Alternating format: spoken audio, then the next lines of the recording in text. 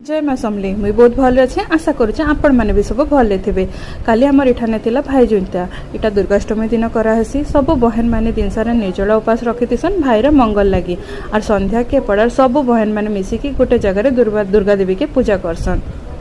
Fast तो जुतिया के 108 अक्षर चाउल दुब भेड़ी सब देकी बांधिकी सेटा के दुर्गा देवी ने चढ़ासन और सेटा के ही तार आर दिन भाई के बंदा आसी तो भाईर मंगल कामना करबार लगी और तार संगे संगे लिया के पागे की जुगार फूल दूब चाउल बहुत प्रकार फलमूल भी सजे की नहीं थी सन माँ ने चढ़ावा के सेने जाके सब जगतजननी माँ सिंहवाहिनी दुर्गा के पूजा करसन और भाई जुंता कथा बही भी पढ़सन। बही रे माँ गरिमा वर्णना कराई आ माँ आशीर्वाद हेले सब विपद केंती दूर हो जाएसी और माँ तार छुआ के केंती सब बेले सहाय थी सेटा भी वर्णना कराई।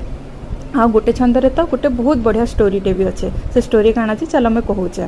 चंपावती कहीकि गोटे राजा थिला तार राजा विक्रमसेन और राणी मदनावतीर गोटे सुंदर झील थिला अरुणा और तांकर मंत्री वीरसेन और तार पत्नी कमलार भी दुई पुओ झील थिले मालती और मदन कहीकि